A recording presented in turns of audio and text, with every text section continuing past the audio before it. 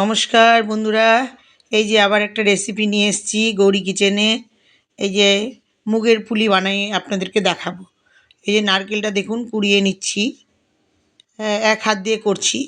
এই দেখুন মুগের ডাল নিয়েছি এক বাটি, মানে 250 গ্রাম মুগের ডাল নিয়েছি।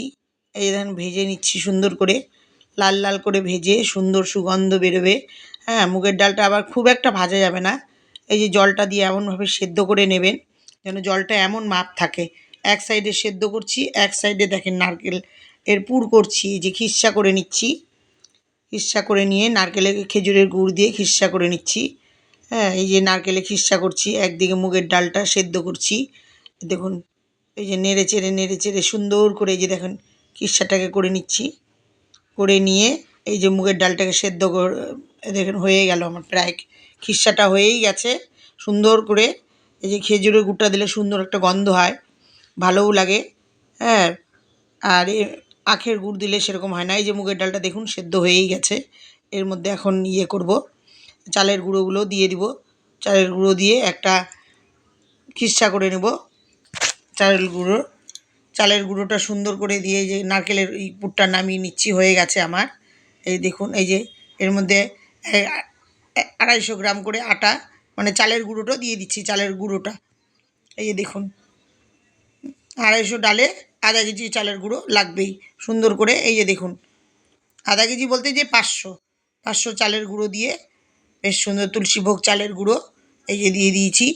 দেখুন কড়াইয়ের মধ্যে এই যে কাই করে নিচ্ছি সুন্দর করে।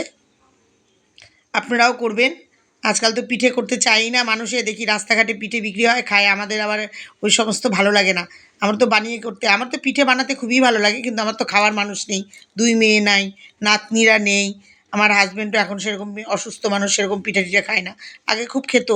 আপনারাও এরকম করে পিঠে বানিয়ে নেবেন। এই যে দেখুন এই সুন্দর করে যে আটা দিয়ে ডলে নিয়েছি, নিয়ে এই যে দেখুন এখন পুর করছি, নারকেলের খিরসাগুলো ঢুকিয়ে দিচ্ছি।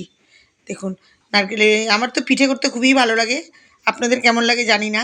আর আমার পিঠেটা কেমন লাগছে আপনাদেরকে কমেন্ট করে জানাবেন, এবং এরকম করে বানিয়েও খাবেন সুন্দর। একটু কষ্ট করলেই পিঠেটা হয়ে যায়, খেতেও যেমন সুস্বাদু, ঘরের মধ্যে থাকে, নিজের ইচ্ছা মতো খাওয়া যায়।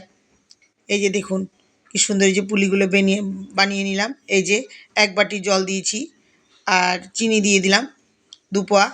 এই দেখুন চিনিটা দিয়ে একটু খিরসা করে নেব। হ্যাঁ, আপনারাও করবেন, ভালো লাগে। এই যে এলাচের গুঁড়ো দিয়েছি। দেখুন একা একা করি রে ভাই। এই যে পুলিগুলো হয়ে গেছে।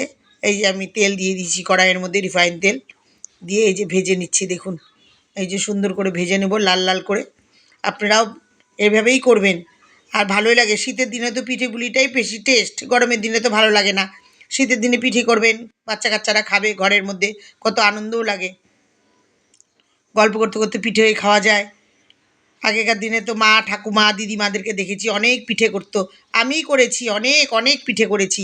এখন তো আর আমার বাড়িতে পিঠেই হয় না। আপনারাও পিঠে করবেন এইভাবে। আমার পিঠে করতে ভালোই লাগে, কেমন করি না করি সেটা তো জানি না ভাই। হ্যাঁ, কিন্তু পিঠে করি, আমার মেয়েরাও খেত। আমার বড় মেয়ে তো মিষ্টি খুবই ভালোবাসে, ছোটো মেয়েও ভালোবাসে। হ্যাঁ, নাতনিগুলোও ভালোবাসে। একটা নাতনি তো খেতে পারে না এখনও। এই যে দেখেন হটপেটের গরম গরম পিঠেগুলো নামিয়ে রেখেছি। এই যে শিরার মধ্যে, শিরাটা আমার হয়ে গেছে, বেশ আঠা আঠা হয়ে গেছে। এই যে দিয়ে দিলাম, আপনারাও দেবেন। হ্যাঁ, সুন্দর করে পিঠেগুলো বানিয়ে বানিয়ে খাবেন গো। শীতের দিনে তো এটাই মজা। আর এবার বেশ মেঘলা মেঘলা আকাশ, পিঠে খেতে তো ভালোই লাগে রোদের মধ্যে বসে বসে। রোদ্রুতে বসবেন, পিঠেগুলো খাবেন, সুন্দর লাগে। এই দেখুন আমার পিঠেগুলো হয়ে গেছে, সুন্দর করে ফুলছে, শিরার মধ্যে ডুবছে। বাই বন্ধু।